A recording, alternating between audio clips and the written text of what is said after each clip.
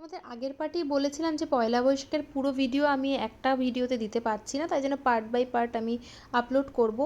তো আগের পার্টে তোমরা দেখেছো যে সন্ধেবেলায় আমরা মেলা যাওয়ার জন্য রেডি হয়ে গেছিলাম, আর এখন আমরা রেডি হয়ে গেছি, নিচে যাচ্ছি কারণ মামুনিও যাবে আমাদের সাথে। এখানে পয়লা বৈশাখের দিন শাড়ি পরে আমাকে কীরকম লাগছিলো তোমরা কমেন্টে অবশ্যই জানাবে। এখানে মামুনিও পুরো ফুল রেডি, আর একটু আমি দেখিয়ে দিলাম ফুল লুকটা। প্রচণ্ড গরম ছিল কিন্তু তবু আমি শাড়ি পরেছিলাম, একটু ইচ্ছা হয়েছিল শাড়ি পরতে।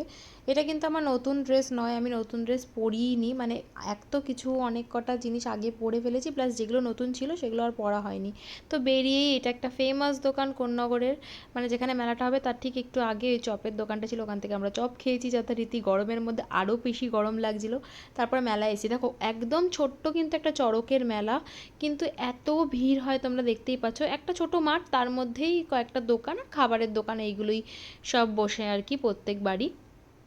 এই মেলার থেকে আমি সেরকম কিছু কিনি না, তবে এখানে আমার একটা খুব বো পছন্দ হয়েছিল, ওটাই আমি কিনেছি, তোমরা একটু পরেই দেখতে পাবে। তোমাদের মনে আছে কিনা জানি না, আমি একটা ড্রেস আপলোড করেছিলাম, অনেকে আমাকে লিঙ্ক চেয়েছিল, একটা গ্রিন কালারের ফুল গাউন টাইপের ড্রেস ছিল, একটুখানি বিচ টাইপ যে ড্রেসগুলো হয়, তো সেটার সাথে পরার জন্যই আমি একটা বো নিচ্ছি।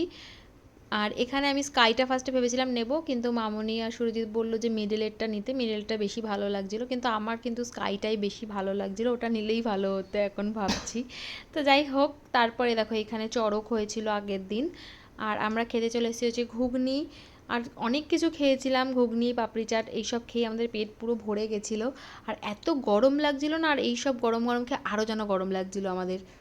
এই দেখো পাপড়ি চাট চলে এসেছে, আর পাপড়ি চাটটা কিন্তু দারুণ ছিল, ভেবেছিলাম কীরকম হবে, কারণ মেলার মধ্যে এইসব খাবার খুব একটা ভালো হয় না, কিন্তু ভীষণ ভালো ছিল, আর ঘুগনিটাও সেম খুব ভালো ছিল। এখানে মামুনির তো প্রচণ্ড ঝাল লেগে গেছে। তো তারপর আমরা গেলাম হচ্ছে কুলফি খেতে। ফার্স্টে হচ্ছে আমরা এই কুলফিটা খেয়েছিলাম, এটা আমার খুব পছন্দের, ছোটোবেলায় প্রচুর খেতাম। কারা কারা এই কুলফিটা এখনও পর্যন্ত খাওয়া বড় বয়সে অবশ্যই কমেন্ট করে জানিও। এটা তো আমি ছোটোবেলা থেকেই খেতে খুব ভালোবাসি।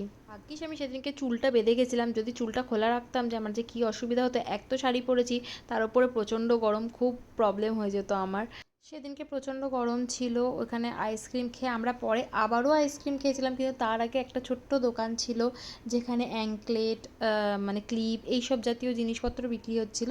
ওইখান থেকে আমি একটা পায়ের অ্যাঙ্কলেট নিয়েছি, আমি 12 মাসই অ্যাঙ্কলেট পরি, মানে সুতোর ওপর যে ছোট ছোট বিটস দেওয়া যে অ্যাঙ্কলেটগুলো হয় সেগুলো পরতে ভালোবাসি, মানে দেখো এই টাইপের। কারণ নর্মাল যদি আমি অ্যাঙ্কলেট আর কি, যেগুলো নর্মাল হয় মানে নুপুর টাইপের, ওরম পরলে আমার একটু অসুবিধা হয়, তাই জন্য আমি মানে সুতোর ওপর যেগুলো হয় সেগুলোই পরতে ভালোবাসি। আমি দীঘার থেকে অলওয়েজ বেশি করে নিয়ে আসি, বাট আমার মানে ছিঁড়ে গেছে আর কি, সেই কারণে এখান থেকে নিয়ে নিলাম এটা। আর তারপরে দেখো আবার কুলফি খাচ্ছি, বললাম যেহেতু প্রচণ্ড গরম লাগছিল। তারপর ওখান থেকে আমরা যাই হচ্ছে মোড়ে। আমারও এক্সট্রিম গরম লাগছে। আমরা এখন যাচ্ছি হচ্ছে মোড়ে, কয়েকটা জিনিস কেনাকাটার আছে তাই। তো মেলা থেকে একটু এগিয়ে ওখানে ফুচকার দোকান ছিল, সেখানে ফুচকা খাওয়ার পর চলে এসেছি মোড়ের সামনে।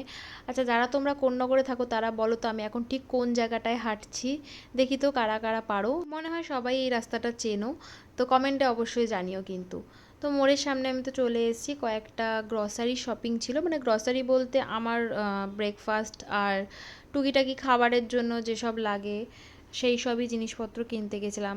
মোর বা স্পেন্সারে না আমরা কিনতে যাই এক, আর বেশি বেশি জিনিসপত্র ভুলভাল বেশি আমরা হয়তো কিনে ফেলি, হয়তো সবার সঙ্গে এই জিনিসটা হয়। সামনাসামনি যে কোনো জিনিস ধরো চকলেট বলো বা যেটা ধরো দরকার নেই সেই সব জিনিসই বেশি এরমভাবে রাখা থাকলে মনে হয় যে হ্যাঁ ঠিক আছে চলো নিয়েই নিই। এখানে যেমন আমি নাটেলাটা নিচ্ছিলাম, কিন্তু নাটেলাটা আমি নিইনি পরে, মানে আমি জানি না নাটেলার এত দাম কেন, আমাকে সুরজিৎ বলছিল তুমি নাও, তুমি তো যখন পছন্দ করো নাও। আমি বললাম না, ওই টাকায় আমার দুখানা বড় বড় সিল্ক হয়ে যাবে, আমার দরকার নেই, আমি গলিয়ে খেয়ে নেব। তো এটাই বলছিলাম কারা কারা এই জিনিসটা আমার মতো ভাবো, মানে সিরিয়াসলি এইটুকু টাপ 400 টাকা প্রাইস, তো আমি নিই ওই জন্য। তারপর এখানে যে কটা জিনিসপত্র আমার লাগতো, পাস্তা সস তারপরে চিজ এইসব জিনিসপত্র নিচ্ছিলাম। তো আমি এখান থেকে দুখানা নুডলস নিয়েছিলাম, সেইটার আমি পরের পার্টে অবশ্যই দেবো।